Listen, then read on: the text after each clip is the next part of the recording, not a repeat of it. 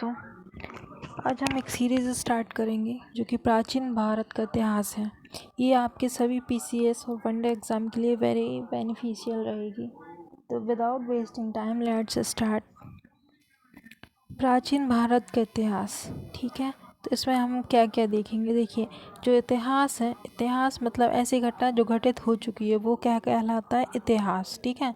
इति प्लस हास, इतिहास। तो देखिए ये इसे हम 3 भागों में बांट के पढ़ सकते हैं, प्रागैतिहासिक काल, आदि ऐतिहासिक काल और ऐतिहासिक काल। 3 भागों में हम बांट सकते हैं। तो देख लेते हैं हम कि प्रागैतिहासिक काल जो है उसमें क्या है। उसमें देखिए उसको भी आगे चल के हम 3 भागों में बांट सकते हैं, जैसे कि पुरापाषाण काल, मध्यपाषाण काल और नवपाषाण काल, जिसकी जो कार्यकाल है दिया हुआ है। इतना याद करने की ज़रूरत नहीं है आपको, अभी आप बस समझ लें कि पुरापाषाण काल, मध्यपाषाण काल और नवपाषाण काल।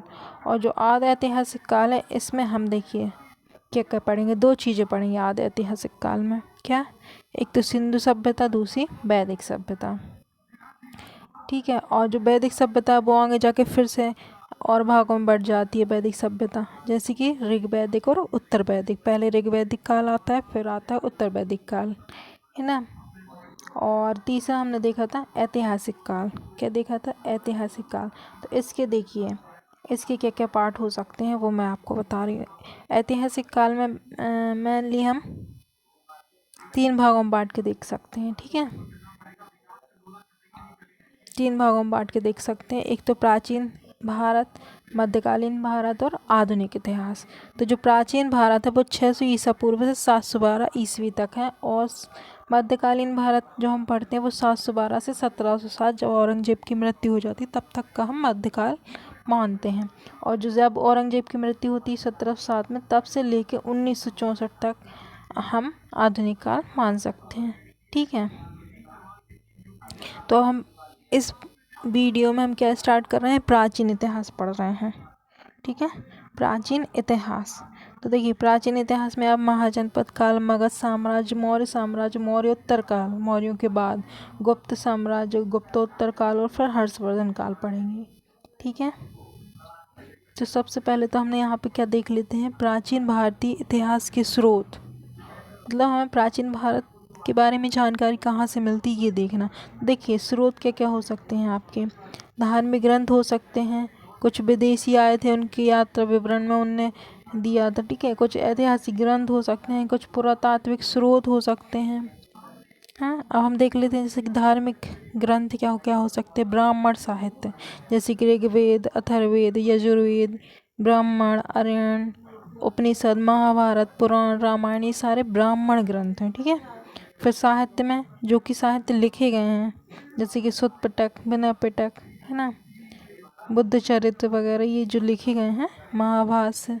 और जैन धर्म के भी कुछ थे, जैसे कि कल्प सूत्र लिखा गए थे, भगवती सूत्र लिखे गए थे, ये ग्रंथ थे। तो इनसे हमें जानकारी मिलती है। अब हम आगे देखते हैं और क्या क्या कह सकते हैं हम।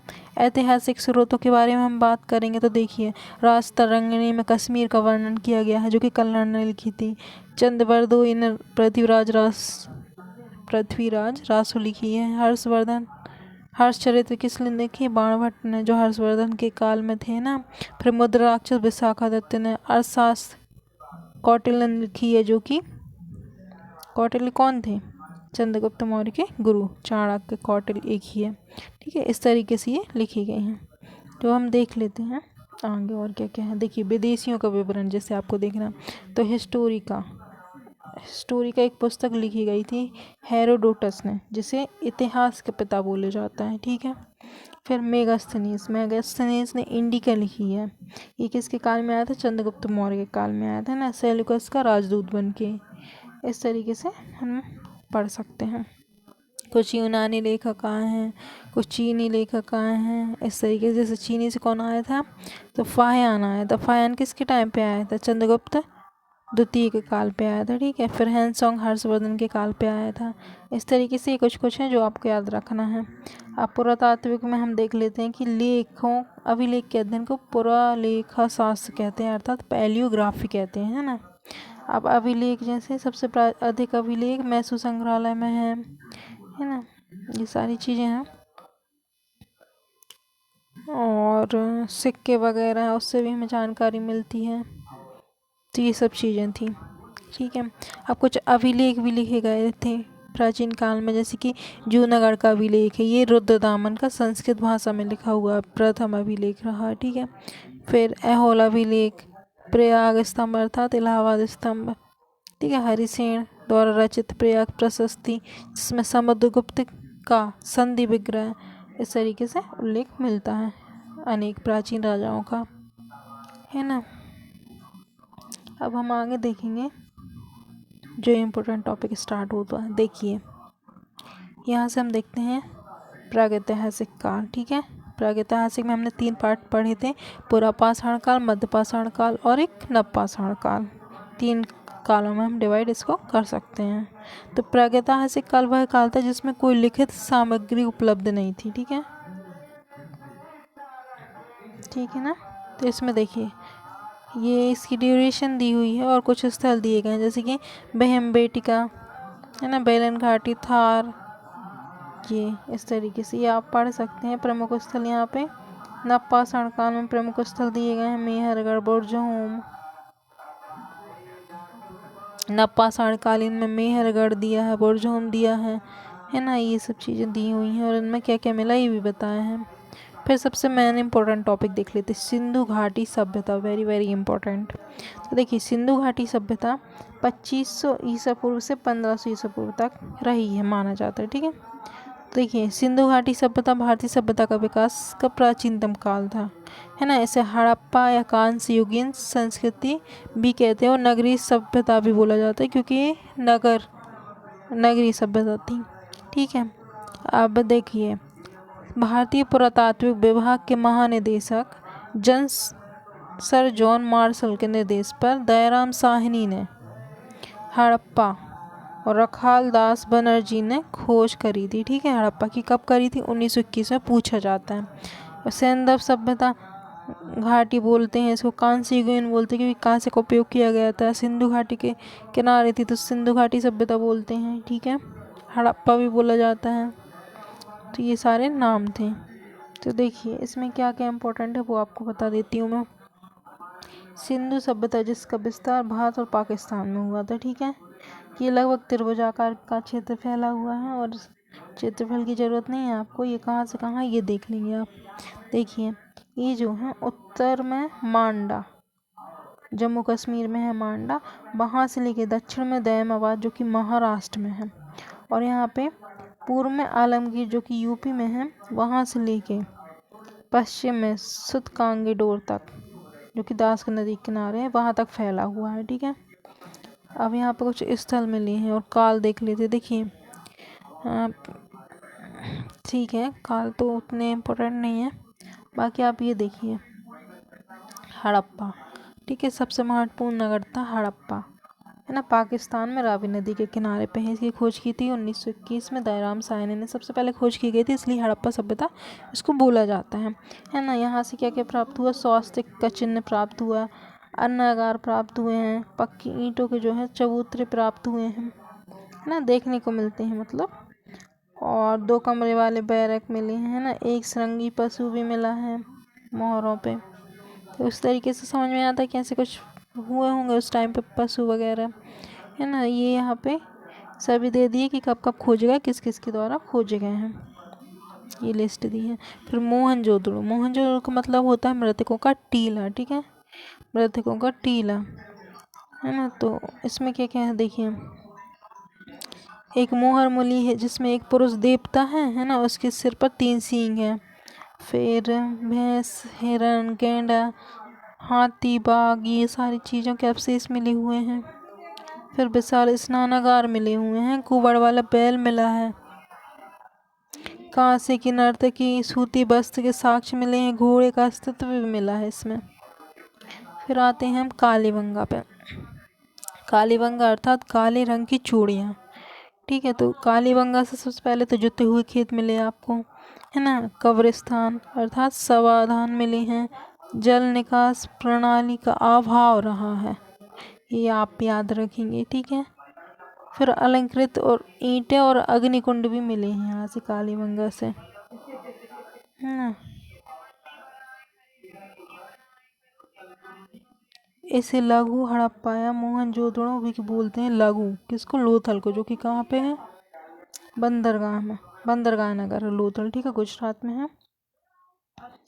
और चावल के अवशेष यहाँ पे मिले ही, इम्पोर्टेंट है।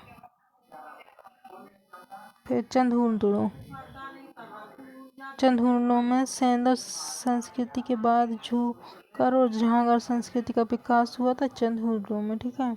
चंदूरदुर्ग में क्या मिला, ये जरूरी वो आप याद रखेंगे कि यहाँ पे लिपस्टिक के कारखाने, गुड़िया बनाने के कारखाने, मटके, बिल्ली का पीछा करते हुए कुत्ते के साक्ष्य मिले हैं। रंगपुर,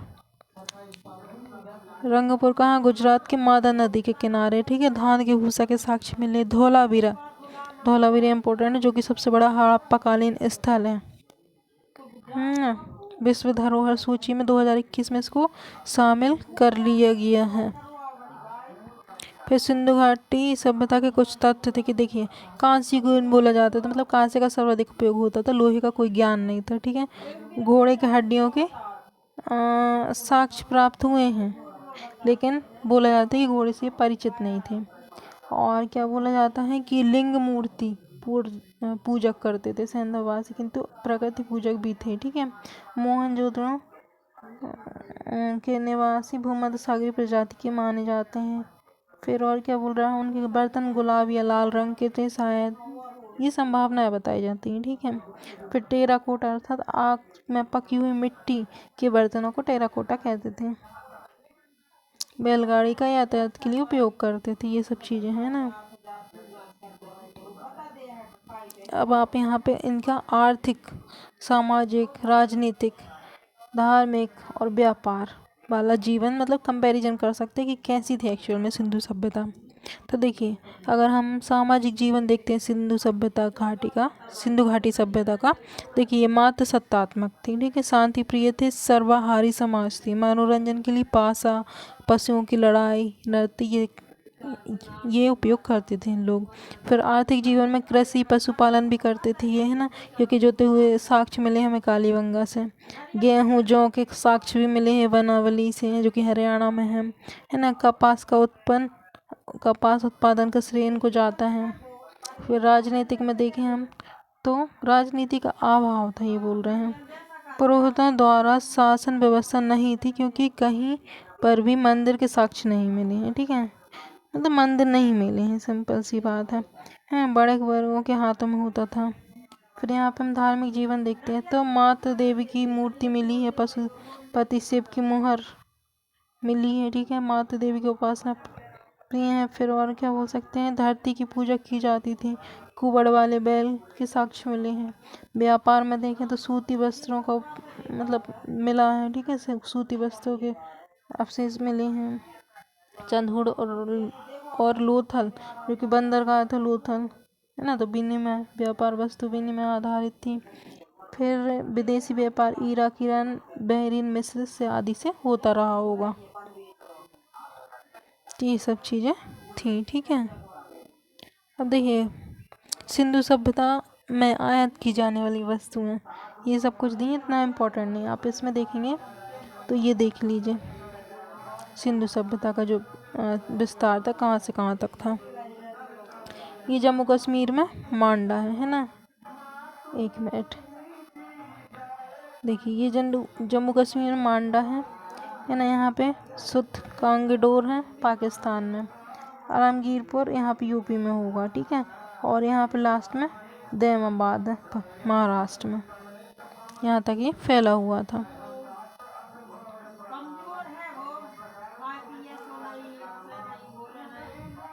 फिर और हड़प्पा लिपि चित्रात्मक लिपि थी, है ना। सेलखड़ी की मूर्ति मिली है, नाप तौल मिले हैं।